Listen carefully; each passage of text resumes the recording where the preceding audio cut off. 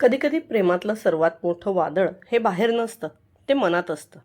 एका बाजूला अधुरी इच्छा, दुसऱ्या बाजूला न बोललेलं प्रेम आणि मध्ये अडकलेले दोन जीव. एक वाट बघत झोपलेली आणि एक जागा राहूनही स्वतःला समजावत असलेला.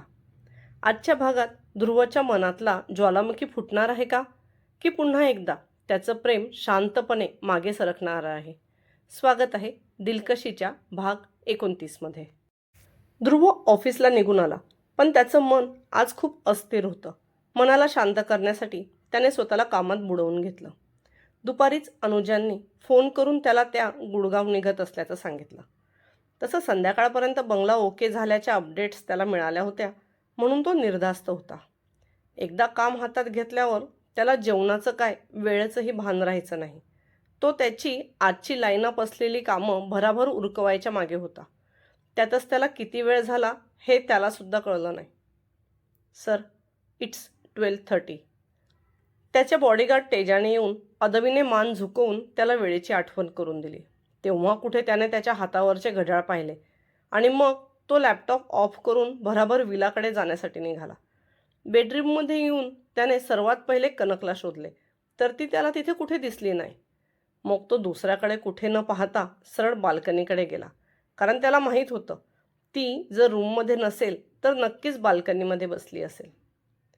अनुजा गेल्यावर कनक त्याची वाट पाहत बाल्कनीच्या झोपाळ्यावरच बसून होती.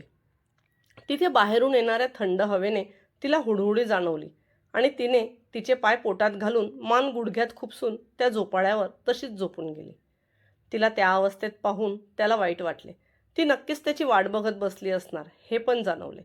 तसं तो हळूच तिथे गुडघ्यांवर बसला आणि त्याने तिला आवाज दिला, एंजल, प्लीज वेकअप. त्याच्या आवाजाने सुद्धा तिला जाग आली नाही. मग त्याने त्याची मान नकारात हलवली आणि तिला त्याच्या दोन्ही हातांवर उचलून घेत तो रूममध्ये आला. तिला हळूच कॉटवर झोपवले आणि तिच्या अंगावर ब्लँकेट व्यवस्थित करून देत त्याने एसीचं टेम्परेचर सेट केलं. त्यानंतर तो फ्रेश होण्यासाठी गेला. बाहेर आल्यावर तो तिच्या बाजूलाच कॉटवर लेटला. तिच्या बाजूला वळत त्याने त्याचं डोकं त्याच्या तळहातावर ठेवलं. तिच्यासाठी सर्व जगासोबत लढू शकत होता तो, पण तिच्यावर कोणती झळ पोचू देणार नव्हता. पण तिने स्वतःसाठी स्टँड घ्यायला पाहिजे असंच त्याला वाटत होतं. म्हणून त्याने सकाळी लक्ष्मीबाई येण्याआधी तिला एवढं समजावून सांगितलं आणि त्याचा रिझल्टसुद्धा त्याने त्याच्या डोळ्यांनी बघितला होता. आताही ती गाढ झोपली होती आणि तो त्याच्या एका अंगावर लेटून तिच्याकडे बघत होता. आज तिचा चेहरा त्याला तिच्याकडे जास्तच आकर्षित करत होता. तिच्या मऊ मुलायम स्किनकडे पाहत त्याला तिला हात लावण्याचा मोह काही आवरता आला नाही. त्याने त्याचा एक हात पुढे करून तिच्या चेहऱ्यावर फिरवला. तिचा स्पर्श होताच एका झटक्यात त्याने त्याचा हात मागे घेतला आणि तिच्याकडे पाहू लागला. उठली तर नाही ना? नाहीतर काहीतरी गैरसमज करून घ्यायची. कशाला उठेल? तिची झोप खूप पक्की आहे. मी किती वेळा तिला मिठीत घेऊन झोपलो तरी तिला कळले नाही. तो स्वतःशीच बोलत आता हळूच तिच्याजवळ सरकला. आज तो शरीरानेच नाही तर मनानेही खूप थकला होता आणि तिला त्याच्या इतक्या जवळ पाहून आज त्याचे सुप्त अवयव जागृत होत होते. आता त्याने तिच्या हातावरून हळूच त्याचा हात फिरवला. तिची स्किन इतकी सॉफ्ट होती की तिला हात लावतानाही त्याला विचार करावा लागत होता. त्याने तिच्या चेहऱ्याकडे पाहिले तर ती अजूनही झोपली होती. तिच्या चेहऱ्याचे निरीक्षण करत त्याचा हात कधी तिच्या टॉपच्या आतमधून पाठीकडे सरकला हे त्यालाही कळलं नाही. तिला अजूनही गाढ झोपलेलं पाहून आता त्याची हिंमत वाढली आणि त्याने तिला खांद्याला धरून सरळ पाठीवर बेडला टेकवले. त्याने पुन्हा एकदा तिच्या चेहऱ्याकडे पाहिलं, पण हट, ती कशाची उठते. आता तो तिच्यावर आला. त्याने तिच्यावर त्याचं जराही वजन पडणार नाही असं स्वतःला मॅनेज केलं. त्याला झोपताना तसंही शर्टलेस झोपायची सवय होती, त्यामुळे तिचा थोडा थोडा होणारा स्पर्शही त्याला उत्तेजित करत होता. त्याने तिचा हात त्याच्या हातात धरून त्याच्या उघड्या छातीवरून फिरवला. आह, खरंच हिच्या स्पर्शात जादू आहे, तो स्वतःशीच म्हणाला आणि त्याने तिच्या मानेत त्याचं तोंड खुपसलं. एक लांब श्वास घेत त्याने तिचा सुगंध त्याच्या श्वासात भरून घेतला. आता त्याच्या भावना आउट ऑफ कंट्रोल होऊ लागल्या. तसं त्याने तिच्या मानेवर आणि कॉलर बोनवरून ओठ फिरवायला सुरुवात केली. आह. झोपेतच कनकच्या तोंडातून आवाज आला. त्याबरोबर तिने त्याला धक्का देण्याचा प्रयत्न केला. काही करत नाही आहे, बस थोडा वेळ पडून राहा. त्याला त्याचे वाढलेले श्वास थांबवता येत नव्हते, पण ती चुडबुड करून उठून नये म्हणून वाटत होतं. आता त्याने तिच्या चेहऱ्याकडे पाहिले. ती पुन्हा एकदा शांत झालेली पाहून त्याच्या चेहऱ्यावर एक स्माईल आली आणि त्याने त्याचे काम चालू ठेवले. तो तिच्या मानेवरून जीभ फिरवत कानाकडे जाऊ लागला. आह, ध्रुव, टुचतंय. तिला झोपेतच त्याची बियर्ड टुचू लागली, म्हणून ती आता वैतागून जास्त चुडबुड करू लागली. तसा तो सावध झाला. काही नाही होत बच्चा, स्लीप वेल. तो आता तिच्या बाजूने लेटला आणि तिला आपल्या मिठीत घेऊन तिच्या डोक्यावरून थोपटत तिला झोपवू लागला. नाही तेव्हा जराही उठत नाही आणि आज थोडंसं काही करू म्हटलं तर लगेच उठली. त्याने मनातच बडबड केली आणि आपले श्वास नॉर्मल करत तिला मिठीत घेऊन झोपला. काय सांगतोस? द ग्रेट बिझनेसमॅन, द ध्रुव किल्लेदार हे अजून उपाशी आहेत? ध्रुव कनक उठण्याआधीच ऑफिसला निघून आला होता आणि त्याचा पडलेला चेहरा पाहून नीलने काय झालं विचारल्यावर त्याने सगळं खरं खरं सांगितलं. त्यावर आता नील पोट धरून हसत त्याची मजा घेत होता. नीलला असं हसताना पाहून ध्रुवने टेबलवरचा पेन उचलून त्याला मारून फेकला. ये तो बहुत बडी नाइंसाफी हो गई. नील अजूनही त्याचं हसू रोखू शकत नव्हता. Stop Neel, otherwise I will kill you. Dhruv रागात ओरडला. तेव्हा कुठे नीलने त्याचं हसू कसंबसं कंट्रोल केलं, कारण त्याला माहीत होतं एकदा का हा मॉन्स्टर जागा झाला की कोणाकडून शांत होणार नाही. ओके, तुला आठवण आहे ना आज कनक ऑफिस जॉईन करणार आहे?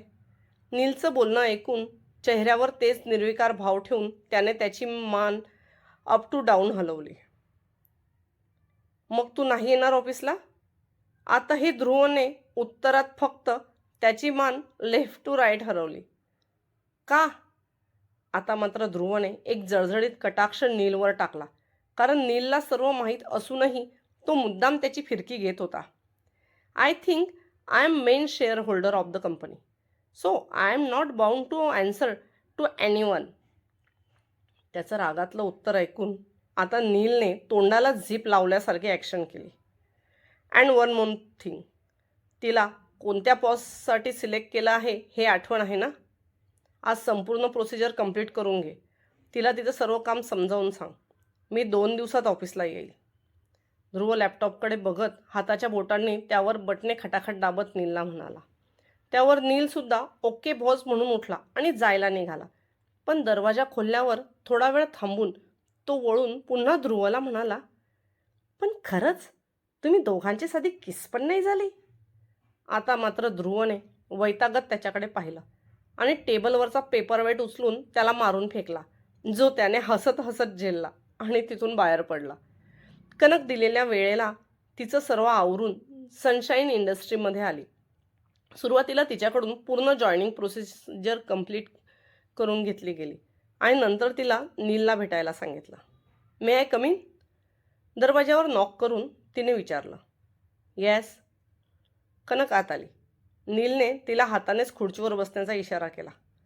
ती सावरून खुर्चीवर बसली. सो मिस कनक, तुमची प्रोसेसिंग कंप्लीट झाली असेल? त्याच्या वाक्यावर तिने मान होकारात हलवली. तुम्हाला या कंपनीत मेन बॉस सोबत सेक्रेटरी म्हणून काम बघायचे आहे. त्याबद्दल तुम्ही त्यांच्या PA मिस शालिनी यांच्याशी बोलून घ्या आणि जेव्हा बॉस या कंपनीत नसतील तेव्हा तुम्हाला कंपनीची इतर कामे देण्यात येतील. ती स्वतः तुम्हाला तेच सांगतील. आणि मी एक गोष्ट अजून क्लिअर करतो, मेन बॉसला कामात हलगर्जीपणा मुळीच आवडत नाही. त्यामुळे तुम्ही तुमचं काम परफेक्ट आणि वेळेवर कराल अशी माझी अपेक्षा आहे. काही प्रॉब्लेम असेल तर तुम्ही माझ्याशी कॉन्टॅक्ट करू शकता. बाकी माहिती तुम्हाला HR हेडकडून मिळून जाईल. नीलने थोडक्यात आणि अगदी व्यवस्थित तिला सर्व गोष्टी समजावून सांगितल्या. Thank you sir, I do my best. Kanak खुर्चीवरून उठून उभे राहत त्याला म्हणाली.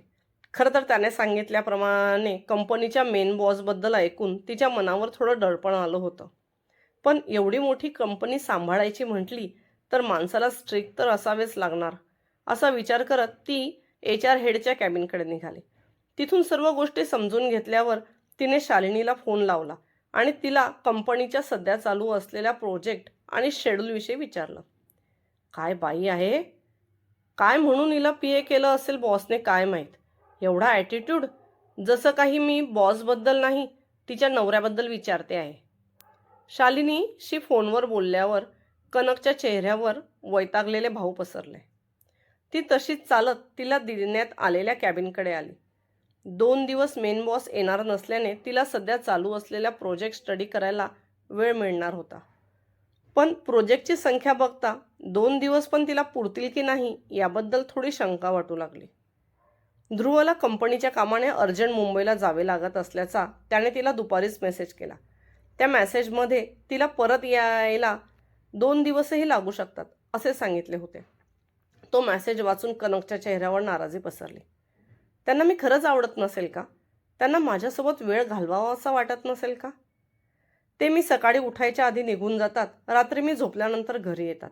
या 2-3 दिवसात फक्त 10 मिनिटेच काय ते आमचे दोघांचे बोलणे झाले असेल. तिचंही असं विचार करणं कुठेतरी बरोबर होतं. कारण त्यांच्या लग्नाला जरी 5 वर्ष झाले असले तरीसुद्धा त्यांनी त्यांच्या नात्याला तसा हवा तसा वेळ दिला नव्हता. असं नव्हतं की ध्रुवला तिला वेळ द्यायचा नव्हता, पण किल्लेदार इंडस्ट्रीचे काम एवढे प्रचंड प्रमाणात वाढले होते की तो इच्छा असूनही तिच्यासाठी वेळ काढू शकत नव्हता. प्रेमातली ही अधुरी धडधड तुम्हाला जाणवली असेल तर हा भाग वाचून इथेच थांबू नका. तुमचा एक लाईक म्हणजे या कथेच्या हृदयाची एक धडधड, तुमची एक कमेंट म्हणजे पुढच्या भागासाठी एक श्वास, आणि सबस्क्राईब म्हणजे या प्रवासात कायमची साथ. पुढच्या भागात काय होईल? ध्रुव मुंबईला जाईल की कनकच्या मनातली शंका आधीच अंतर निर्माण करेल?